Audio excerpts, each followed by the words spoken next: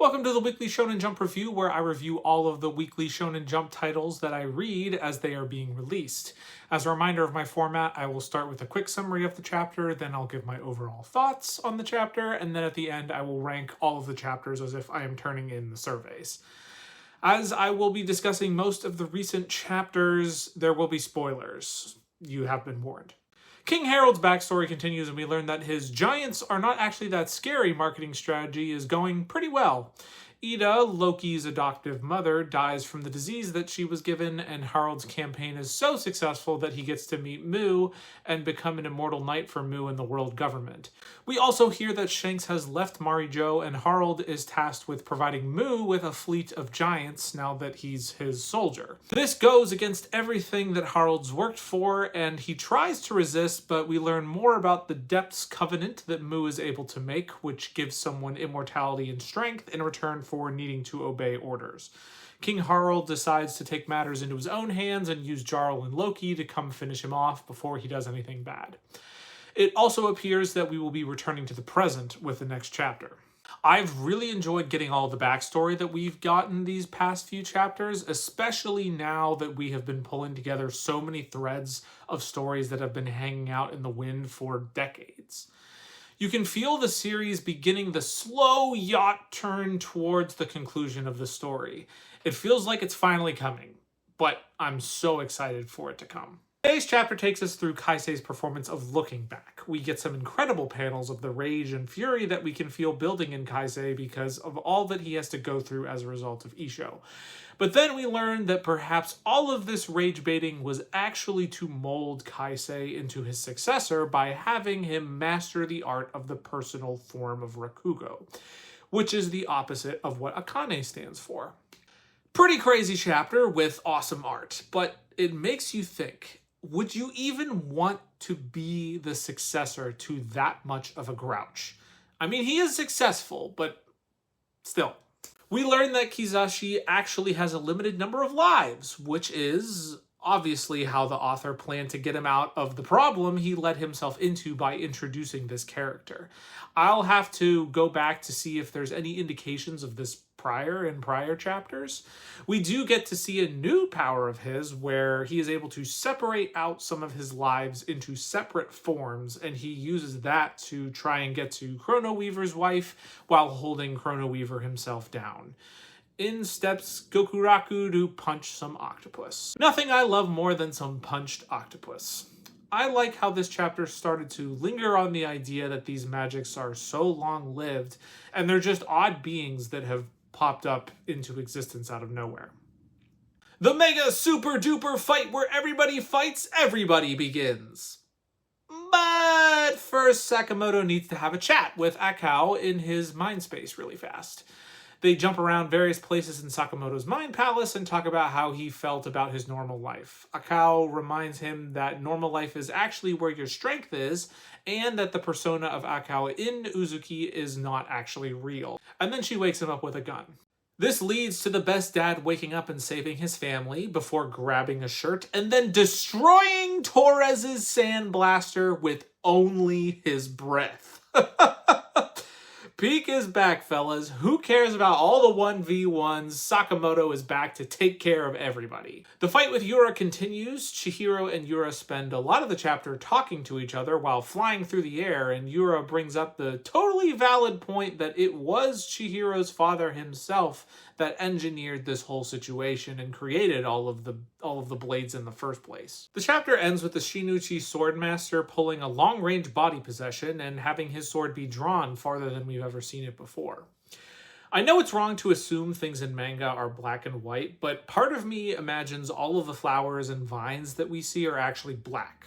Seems more intimidating. Can we do 3 weeks of plot in a row? You bet we can! In this chapter, we get more history and lore, including that the big bad caused 3 earthquakes in the past. We also learn more about the other baddies and how the plan will play out if the team fails. Nico and the gang also take the opportunity to form formal familiar contracts, which lead to a big power-up for everyone, leading to Khan to experience pain, as always. I love the mixture of humor and story in this chapter. I wonder if they will keep this balance as we move forward. And so, the best friendship badminton battle begins. Kyo versus Taiki for all the marbles! You know, I'm actually surprised how well the author is making me not like Saki, even though she just comes right out and admits she's trying to steal Kyo from Ayame. Shinatsu is literally the best and reminds her that homewrecking is a no-no and that what she's feeling is actually more like familial love and not romantic love. The match is also evenly matched and it's looking like it'll go the distance. This is why we love Blue Box. It looks like just for a moment it's going to mess around with the normal rom-com bullcrap, but then it pulls out chapters like this, and you just know that this series is a different breed. I love this series so much for what it is capable of. I knew we wouldn't stay down in the dumps for long. Oter and the Water Ice Demon have begun their fight, and Oter takes the opportunity to blast around and save everyone while looking really cool, and the Water Ice Demon tries to repeal Talk no Jutsu, but Oter is determined to use Talk no Jutsu to win this fight, even if it means smacking him with the big sword to do it. Some cool action shots. Let's see where this goes. We start to have a flashback showing how Yodaka got beat. Turns out he just got straight up beat, which is a nice surprise. We do have to admit that One-san has got skills. She's also done her homework on Yodaka so that she is able to effectively fight him by knowing his moves ahead of time. Funnily enough, One-san is just doing all of this so she can spend more time with Yodaka, but her plan fails miserably because Aoi has Yodaka all to herself. Hilarity ensues as One-san slowly comes to realize just how much chemistry Aoi and Yodaka have, enough that it got me to fully laugh out loud. Aoi also shows off exactly why she is the main heroine and shows that she wants to work hard to make something special for Yodaka. But wait, it turns out it was him being nervous the whole time. Man, I love this little quirky nervous boy. It just never gets old. But wait, just at the end there, One-san is being asked by her family to take Aoi away. Man, this was a great chapter. I can't wait to see where this goes. Kiyoshi has made it back to Mr. Demon's house and is focusing on recovering after the big fight. The rest of the gang go out to help Shishi, who is making havoc in the Demon Lady's castle. The lady tries to be sneaky and poison him, but he turns the tables and eats the poison and destroys the plant. They then face off at the end, and the fight will continue. Another solid chapter. Fun. This week, Mimei and Mizuo are doing some part-time work at a cafe to get some money to buy a disposable camera, because it is a prompt for their radio show. Their other friend that listens to the radio show asked the pair to go take a disposable photo of one of her favorite radio show's mascots, who is making an appearance downtown. She also asked Mimei to take pictures of Mizuo, and funnily he just tells her he's gonna do it rather than going through all the normal rom-com shenanigans. Next comes cute, fun, downtown time and one-liners galore, and Mimei got one of his own answers read at the end. Really fun chapter and cute. I love that they avoided some of the normal rom-com nonsense that characters get into. It's time for the pain to begin. It's time for the pain to begin. Wow, so there are nukes in the JJK world. Anyway, we're building up to the big trial by combat. Tsurugi runs into Maru, who reveals that the Sumerians were able to make it to Earth because of the twins' curse technique. And it is also the reason that they are able to communicate with the Japanese, which is kind of like saying that the technique can just do anything that we want it to do. Tsurugi throws out the magic words, Binding Vow, which is Geje's method of saying, I need my character to do some nonsense right now to make the situation work. Tsurugi is hoping to negotiate his way out of this, but Maru helpfully reminds him that they were nearly in danger of just floating through space. So they get ready to fight. It's a well-constructed chapter, and it's time to see where this series is going. Osoegawa and crew decide to go to an onsen to relax after some off-screen mage captures. Our lazy wizard runs into the government mage catchers while there. They do some backstory for the hostile one and go over the power system for the world, while the mini-magus and heroine get blasted in their part of the onsen.